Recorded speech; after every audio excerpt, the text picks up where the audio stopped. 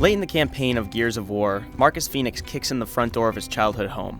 The wallpaper is peeling, the furniture is in disarray, and a fine layer of dust blankets every surface, from the ceiling to the floor.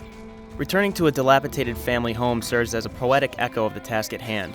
Many members of developer The Coalition worked on the original Gears of War, and this remaster is the studio's first release before it launches Gears of War 4. And although the studio has created a faithful homage to the game that started it all, they neglected to clean up a few things in the process. There's a lot of history here.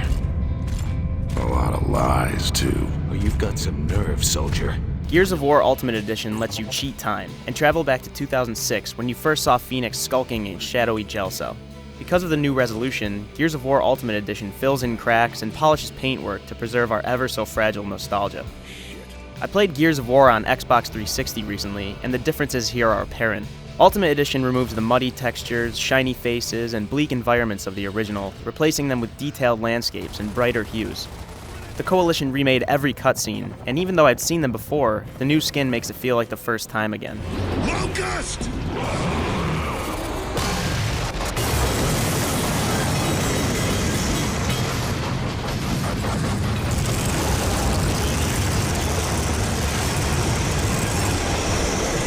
And Ultimate Edition doesn't just change things on a visual level. The original Gears of War marked the pinnacle of third-person shooting at its time, and in 2015, that cover-based combat is still at the top of its class.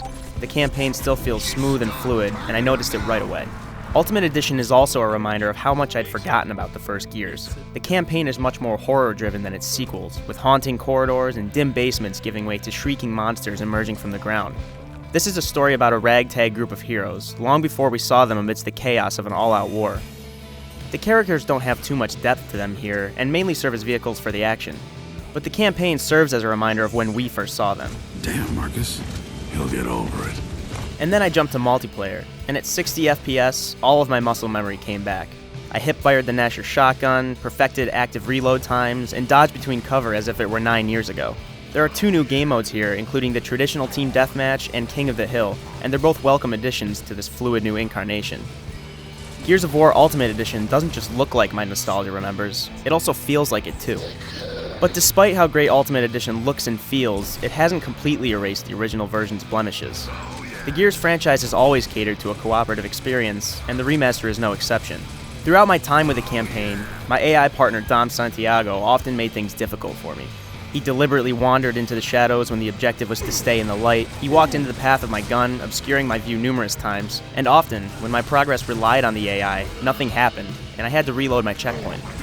The latter was a frequent problem throughout my campaign. The first Gears isn't always obvious about where to go next, and the remaster has kept that aspect intact. I reloaded checkpoints a total of 5 times before I reached Act 5, all because cutscenes wouldn't trigger or a wall wouldn't crumble on cue. It's one thing to lose progress because of death. It's another to lose it because of design errors. But despite these flaws, Gears of War Ultimate Edition is still a faithful remaster of a 9-year-old game. The return trip might reveal a few more cracks than we remember, but it also serves as a shield for our nostalgia. And as remakes go, that's worth noting.